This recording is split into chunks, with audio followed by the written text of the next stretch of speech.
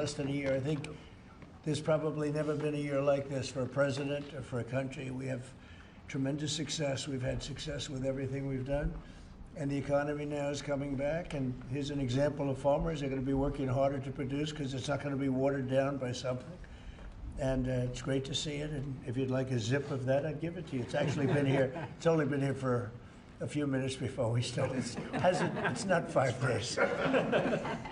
5 days and open, right? Yeah, it's not.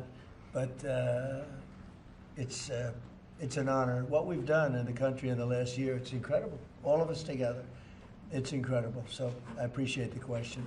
Mr. President, on Iran, you said that the killing has stopped. Who told you that the killings have stopped there? We have been informed by very important sources on the other side, and they've said the killing has stopped and the executions won't take place. There were supposed to be a lot of executions today, and that the executions won't take place. And we're going to find out. I mean, I'll find out after this. You'll find out. But we've been told on good authority, and I hope it's true.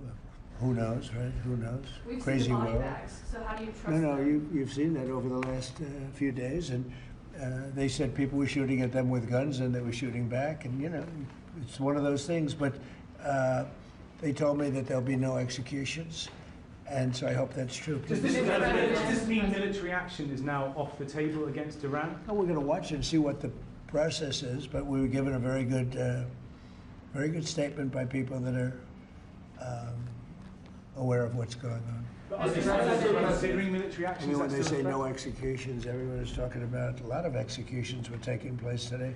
We were just told no executions. I hope that's true. That's a big thing. Yes, ma'am. The Foreign Minister of Greenland, she said a while ago in a press conference in an embassy of Denmark that she made very clear in the meeting that happened here in the White House what are their limits. She also said that it was a very respectful meeting. Are those limits going to be respected? Well, we're going to see what happens with Greenland. We need Greenland for national security, so we're going to see what happens. They're going to brief me on the meeting right after this conference. In fact, the sooner I get you out, the faster I'm going to know exactly what happened. But we have a very good relationship with Denmark, as you know. We'll see. But, you know, we're doing the Golden Dome. We're doing a lot of things, and we really need it. If we don't go in, Russia's going to go in, and China's going to go in. And there's not a thing that Denmark can do about it, but we can do everything about it. There's no more in what they can do there? Well, we're going to see. I mean, look, we're going to see what happens, but we need it. You know, I'm not the first one. This was talked about by President Truman, and 40 years before President Truman, they were talking about it. They've been talking about this for 100 years. This is not anything so new. A lot of people don't realize that, but this was a hot subject. Probably not as hot as it is now, but it was a hot subject for a long time. We need it for national security, and that includes for Europe. And I spoke with, as you know, Mark, the head of NATO, and he really wants to see something happen. It's very important for national security. It's being reported that Health and Human Services released frozen funds to Planned Parenthood. I'm wondering why this happened and why Planned Parenthood is receiving any federal funds. I don't know anything about that. Bobby, do you know anything about that? What was the question? It's being reported that frozen funds were released to Planned Parenthood in December by HHS. I'm wondering why that happened. I haven't heard I have not heard that. I have not heard that. Mr. President, on NATO, right now it sounds like you are saying that you would potentially acquire Greenland by force. That would be a NATO country. The United. Are you saying that? Would you do that? No, you're saying that. Would you I acquire didn't them say by it. force No, right you're now? telling me that that's what I'm going to do. You don't know what I'm going to do.